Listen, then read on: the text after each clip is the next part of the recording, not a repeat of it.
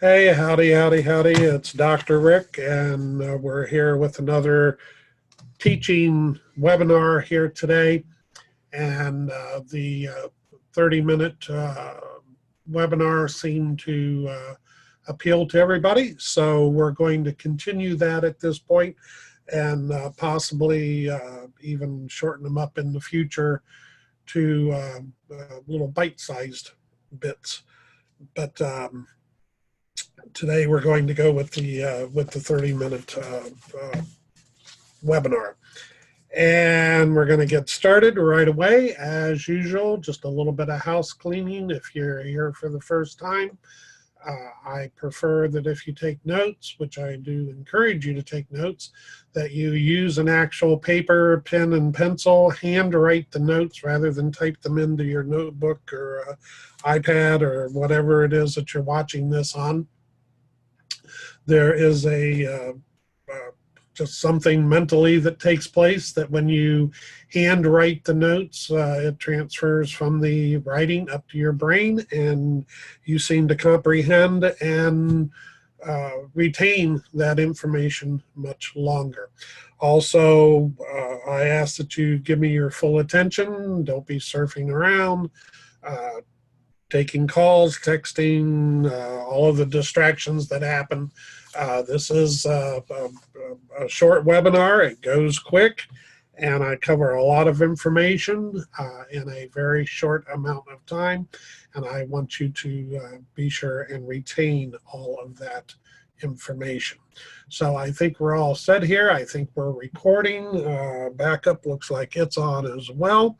So we can advance forward here, and let's get started with our teaching webinar for this week and see if we can get it in actually under 30 minutes. So this week we're going to carry on. This was prompted from our past teachings on how to write a book in 30 days or less. And we have written the book. We've gotten the book published. And now we want to publicize that we have the book. So we're going to talk this week about how to properly write a media release. This is something that I'm well familiar with and have quite a background in. I have been writing press releases, which is what they used to be called. Now with all the social media and everything, they're pretty well referred to as media releases, but it's interchangeable. Press release, media release, they're both the same thing. And I have quite a background in doing this. In fact, I have even written a course which is no longer available currently because it needs some major updating, but it was called the Ultimate Publicity System, and was quite successful when I offered it. And it was literally a step-by-step do-it-yourself publicity machine. A lot of people had a lot of success with it, and used it a lot. Something else that I've done is I'm reaching over here to get this because it's rather bulky. I'm going to see if we can go just to a moment here. I don't know if we can do this or not, but let me see. I'm still learning this with this. I wanted to go full screen, but that doesn't seem to be, whoops, I advanced my slide, which I didn't want to do. Oh, we're way off here. Hang on. There we go, back where we started. Well, anyway, does that work?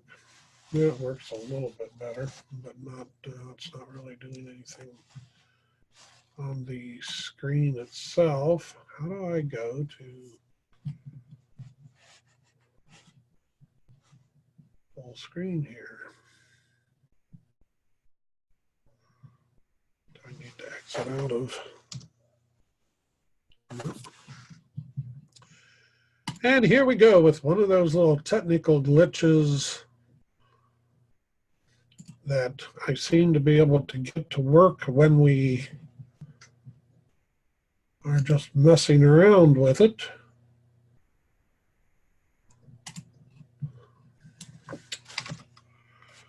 Nope. Oh well. Anyway, well, what this is one of my files here, and it is loaded with media releases that I have written over the years. I tried to add it up, and I have worked for approximately 500 different companies doing ghostwriting of their press releases. And this spans a few years, but so I'm well familiar with how to write a press release. I can do it in my sleep. There have been some advances and changes, and that's what we're going to talk about here today. So now that we've spent all of that time, which is cut into our teaching time, sorry about that. But if we don't try, we don't make mistakes, we don't learn now, do we? So this week, though, what we're going to cover is what a media release is, if you're not familiar with that. Why do we need to use them? How to write a correct media release, and that's a huge problem because people are constantly wondering why they're not getting media attention when they're not writing their media releases correctly. I'm going to show you an easy template that you can follow, and I'm going to tell you where you can go to get your media releases distributed at this point. So we're going to cover all of those things very, very quickly. But things have changed. Boy, I am just all over the place today. Things have changed. I'm old school, obviously. Most of the stuff that I have done was done in the past. And I'm going to talk just a moment, though, about old school versus the 21st century marketing and what's available. Obviously, back in the 1980s, 90s, there was no internet as we know it today. So that's one of the biggest things. In old school, media releases were typed by hand using a typewriter, if you even know what that archaic machine was. When computers came along, that helped. When everybody had a desktop, then everything changed.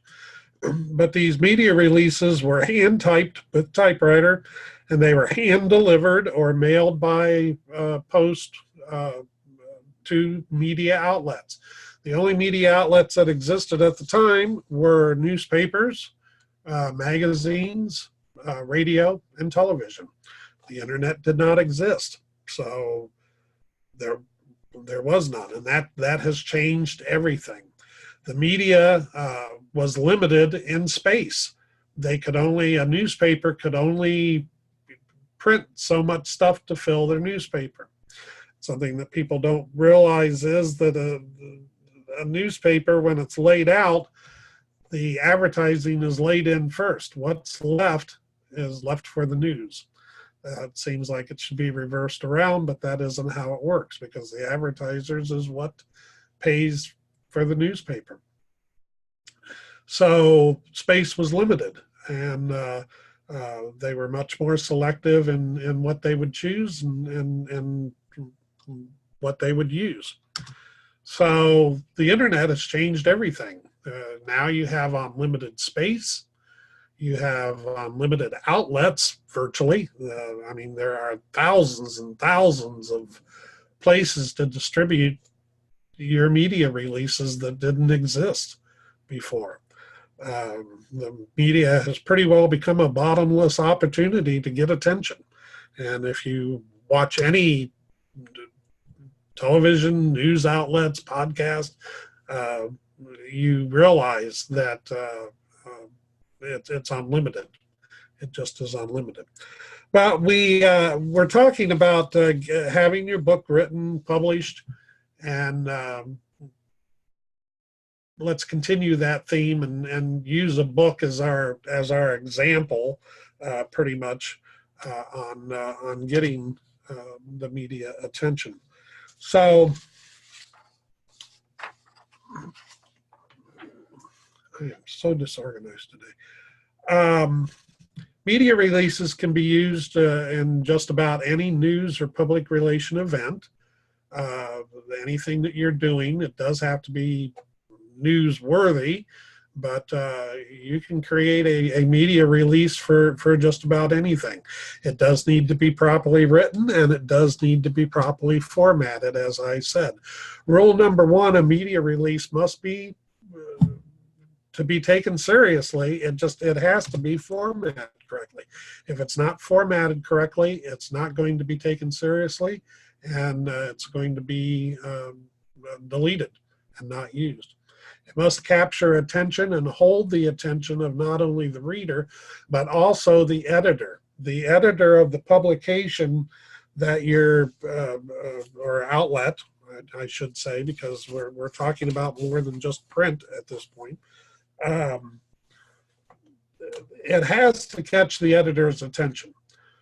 When a release comes in, it goes past the editor. The editor looks at it, and if it captures their attention, then they generally spin it off to one of the writers or journalists or whoever is covering that particular subject.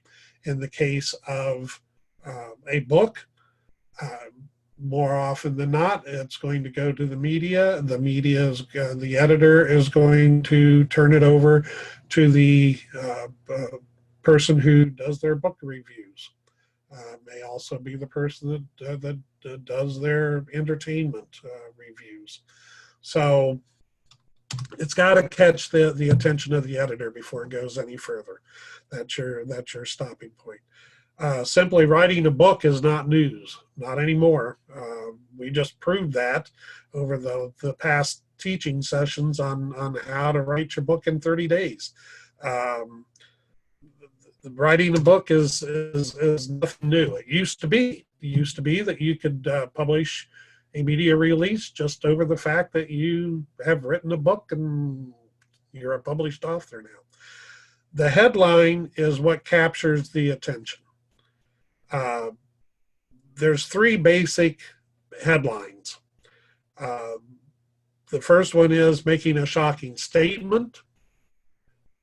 The second one is creating curiosity. And the third one is to make some type of prediction. Let me give you a couple examples here. These this is a trick of all of the great copywriters. All of the copywriters that I have ever studied with, they will tell you there's a secret, and here's the secret. Tabloids, National Enquirer, or I guess it's just the Enquirer now. The publications that you find at the store that are at the registers, those are tabloids, and you want to look at the headlines, because this is their theory, and this is how they think with a tabloid. The headlines that are put on the front of those tabloids, you have a minute or so at the most that you're standing there in line waiting to pay for your items. Tabloids are sold on impulse, meaning that you see something on the tabloid and it catches your attention, it catches your curiosity, it shocks you, or it makes a prediction. And what I advise you to do is to deliberately go to a store after this webinar is over, unless it's 2 o'clock in the morning. Well, you can still go. Stores are open all night long now. And go and actually look at the headlines on the tabloids and they will catch your attention. Miracle cure. So-and-so is dying. Just shocking type headlines. So-and-so, proof that so-and-so murdered so-and-so.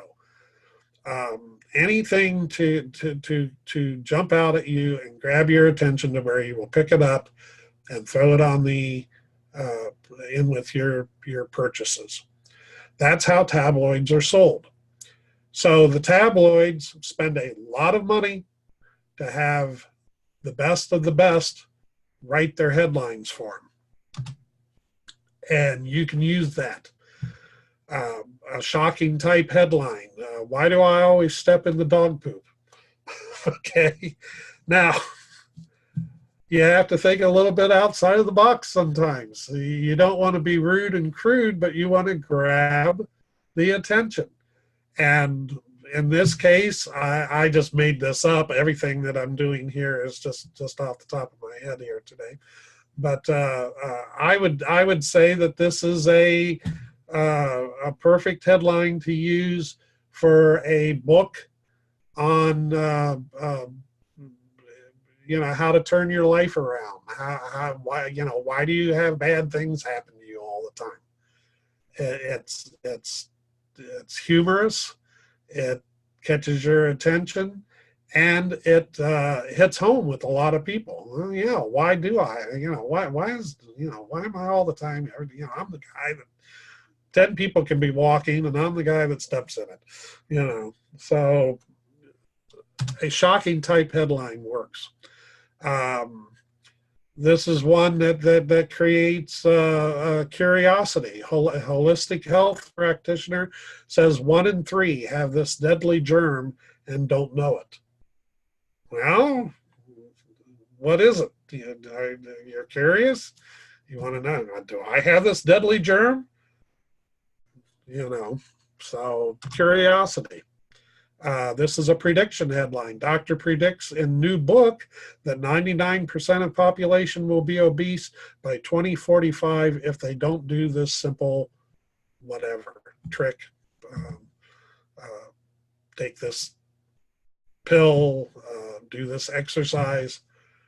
It's a prediction type headline. Less exciting, but still of interest is you can do a media release if you're, when a goal is reached on your part, if you're awarded some award, or you're either putting on or attending an event and have been invited to it. You can make news out of just about anything. That just comes from experience. But there is a truth. And the truth is this: the media is fickle. They may take your story and run with it, and the editor, once again, may be saying, I don't need this. This sounds like everything else I've gotten today. Who knows? Maybe they've had a fight with their spouse or partner. You never know. The media is fickle, though. Just because you have something that you feel is great news and newsworthy does not necessarily mean that the editor, or once it's passed off to the department that it needs to go to, whether they'll find it interesting or not, or even whether what's going on. News shapes the news.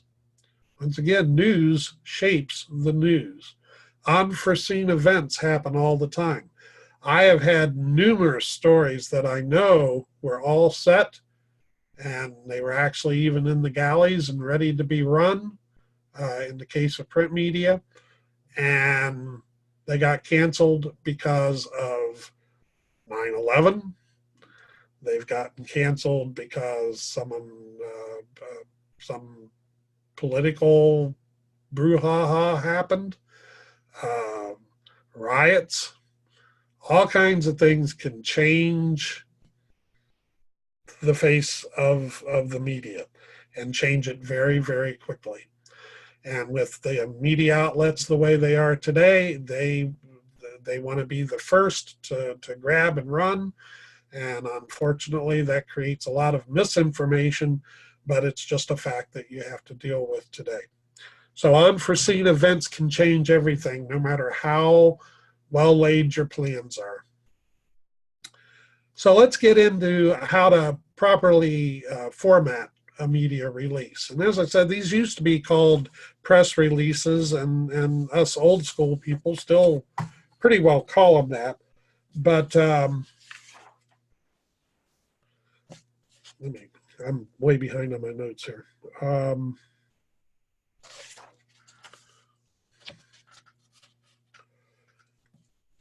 Okay, there we go.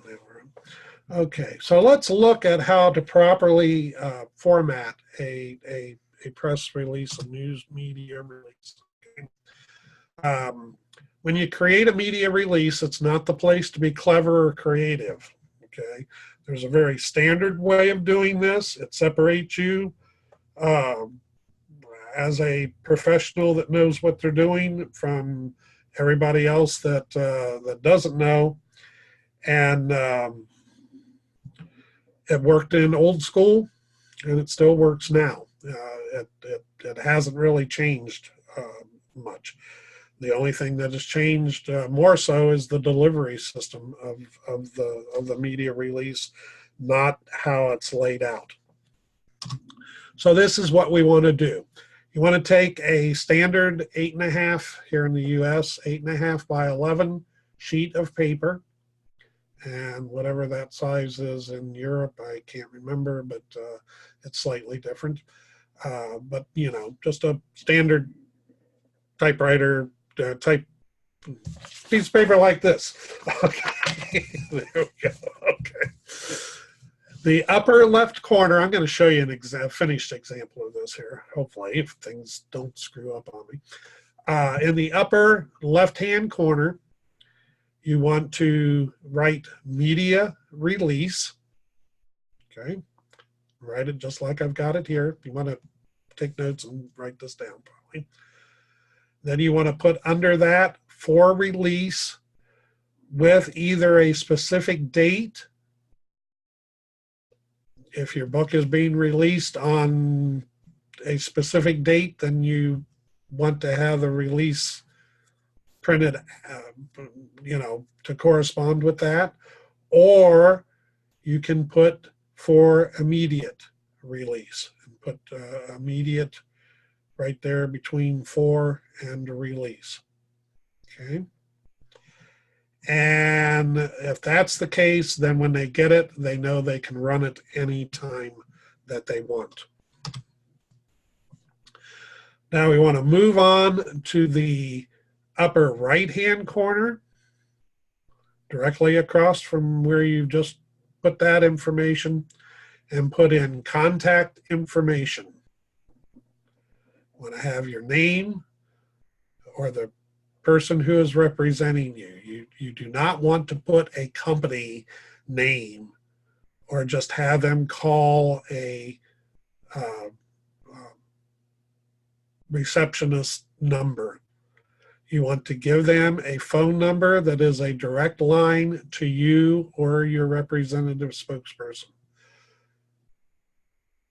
When they are putting a story together, the media is generally on a very, very tight deadline. And when they call, they want to be able, if they have questions, they want to be able to get their answers immediately so that they can finish the story and put what is technically called putting it to bed. Okay? So you want to have a direct line number that is open that they can get. Okay? Then you want to put email, your email address. If they have more time, then they can email you with questions.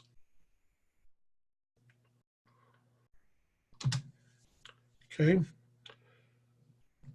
Then you want to have under that, you want to have in bold centered letters like I am showing here, your headline. The more creative, the more attention getting, the better. Then following under that, you want to have your what's called dateline. That's the bolded area here where it gives the city, state, or country if you're not in the US, the date, the month, and the year. It doesn't have to be the day, just the month and the year. And then you want to start into your lead paragraph, just following that. But this area here, this is called your dateline. Okay. Then you want to follow that with a body copy. Oh, let me go back here for just a minute. This paragraph here, your lead paragraph, should give a summary of what the entire press release is about. Then you want to get into your body copy where you have more information, more details. Then you want to have at the very bottom, you want to have, this is what is called boilerplate. You want to do this in less than 100 words. The shorter and more concise, the better. Add your information about you. You're the author of 10 books. You've been awarded the prestigious I Published a Book Award. You know, you've been named the top producer of the year, etc. But it isn't necessary that you add this. If you don't have any of this stuff, it's not a deal breaker, but it just adds a little bit of credibility that you know your subject. Then at the very bottom, you want to have centered on the page 3 hash marks. This indicates that it's the end of the media release. Old school, it used to be that you would have in brackets 30, and that indicated the end of the story. But in newer media releases, the hash marks are more acceptable. So just 3 hash marks, and that means there is no more. That's the end. Okay. If you need to add a line at the bottom that you're available for interviews or information, you can put that under the hash marks. But that indicates that that's not part of the story. That's just just so they know that you are available for interviews. Now, formatting of the press release is very important and hasn't changed. You want to have a 1-inch margin all the way around. You want to use 12-point Times Roman or Arial. It needs to be easy to read. And you just want to have it on plain white background. That's it. You want to keep it simple. Now I'm going to try and show you here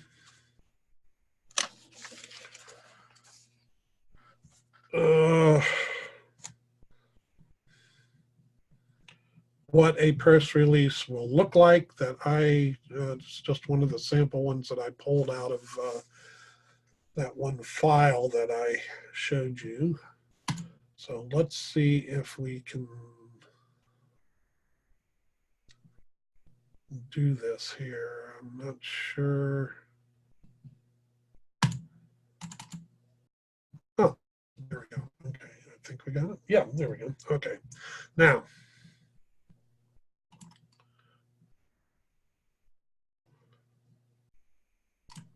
let me show you here. Okay, this is one sheet of paper right here. Okay, I'll talk about length here in just a minute. But you want to have that 1-inch margin all the way around. Okay, then you want to have, remember I said media release here, for release with the date of the release. Now this was ghost written, so this is in red. It doesn't need to be in red. This is in red just so that the client knew to put whatever the date was that they wanted to put in there. Then you want to have your contact information here.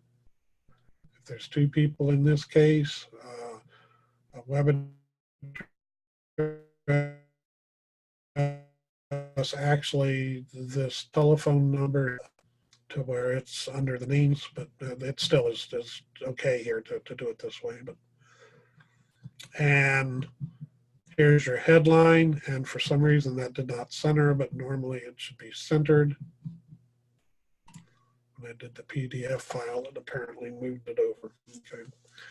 Your lead paragraph. Now I do not have a dateline on this. I'm not sure why I don't, but I don't have a dateline on it. But your dateline would go right in here, and then your lead paragraph gives a summary. As a London bus commuter, it can be frustrating. This press release, by the way, is for a. It's old, and it's for an app that this company was offering, which is pretty commonplace today. But this was back in the day when apps were a hot item, and it was actually pretty clever at the time because it was an app that would show you bus timetables and whether they were running ahead of schedule, behind schedule, all of that. So as a London bus commuter, it can be frustrating to stand and wait for your bus or find you missed it by a few seconds. And so it just gives what's going on, what the press release is about. And then according to the London new London bus travel app, will solve these problems, and it starts talking about how it can do. Now you generally want to have something that they can quote. A lot of times I want to do a breakout quote, which means that it's just off to the side. I'm trying to keep this simple because we're just talking about doing the press release itself. So here's a quote. One of the unique benefits of the app for regular London bus commuters is an alarm that takes account of the length of time to leisurely walk to the bus stop while still arriving on time. So that gives a benefit of the app. And we'll get into copywriting at some point here, but copywriting is all about features and benefits and making your writing appealing. And let's see. So anyway, so this goes on, and this shows you, this is a longer press release than what would normally be done. It's almost article length. But down here at the bottom, you want to have for more information about the app, and gives that. And then remember the 3 hash marks that indicate the end of the story. And there's nothing here, but if you would want to put in that you're available for interviews, you would want to put that line right there. So that shows you what an actual press release looks like. And it doesn't matter whether it's being printed out on paper or whether it's being formatted to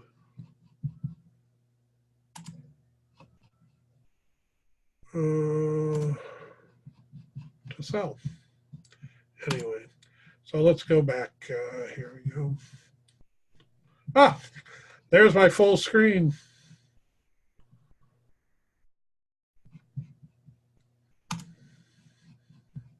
Well, I learned something.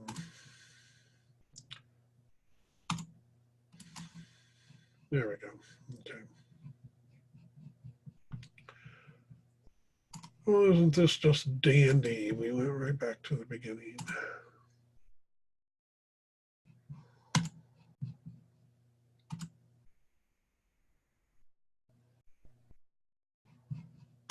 Okay.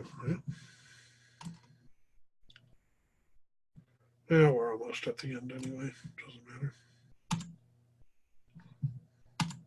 Okay, let's talk about, okay, we talked about formatting. You want to keep it simple. You've seen the example. Let's talk about distributing your media release. And yeah, we'll just do it this way. Okay. So this is on distribution of the media release. Uh, you want to distribute your release in the case of a book that you're doing a book or about your book. Yeah, you want to distribute it to all the local media outlets. That would include print, TV, radio. How they want their information submitted. The best way to do it on a local level is just to call them and ask them how they like media releases submitted. They may tell you that they want them emailed. They may still want faxes. I doubt it. They probably want it emailed, but you want to just give them a quick phone call, and you'll get a receptionist and say, I have a media release I want to get to you. How should I send that? Now, there are a whole bunch of places that you can have press releases distributed. Some of them offer free distribution. Some of them offer free and paid distribution. Some of them are strictly pay. You'll have to go and just look for media release distribution on a Google search, and it will bring up. These are two that well, I've used PR Web before. They are pretty good. I've had clients that have had me just want to go ahead and distribute the press releases, and then I have done it for my own businesses. So I have gone with PR Web. There is e-releases available. They're very similar to PR Web. If you really want to get top distribution, you need to pay them, and that varies, and I'm not going to get into that. You'll have to look it up and see. There's a registration, quick registration. PR Web is just, they just want to know some questions, your basic information. You also want to distribute to blog sites, podcasters, newsletters. You can do a search on Google in your niche for all of those. Just type in your niche, bloggers, type in your niche, podcasters, type in your niche, newsletters, and you'll find them. Look at their guidelines if they have them published. See how they want them submitted. If you're not sure, chances are they probably just want it submitted by email. So it's pretty straightforward and pretty simple on the distribution. So that pretty well wraps up our teaching webinar with all of its mistakes this week. And we are, I don't know where we're at on time because I didn't start my timer. Here we go. Okay, well, anyway. Normally more organized than this. I'm not sure what's going on today, but for some reason I'm not. I want to take just a moment and mention our coaching program. If you want more information on our coaching program, believe it or not, the subjects that I'm teaching on in these teaching webinars is just the tip of the iceberg. And you can go to drrickcoaching.com and find out how to get involved in my coaching programs. And I welcome your questions. If you have questions about press releases, any of the things we have already talked about, or anything that you would like more information on, that you would like maybe a teaching webinar taught on, let me know. You can send that to questions@drrickallen.com. That's questions@drrickallen.com. And I will do my best to answer them for you. And we will have future teachings coming up. We're going to get into copywriting here shortly, I think, and maybe as soon as next week. I never know. Usually one lesson tends to roll me into another lesson. So it seems like maybe copywriting is coming up real quick. And other subjects that we'll be talking about. But that's our teaching webinar for this week. I hope you got some value out of it and that you found it useful, and realize that it's not a perfect world. Mistakes do happen. So this is Dr. Rick, and we're going to sign off, and I'm going to get on with the rest of my day. Thanks a lot.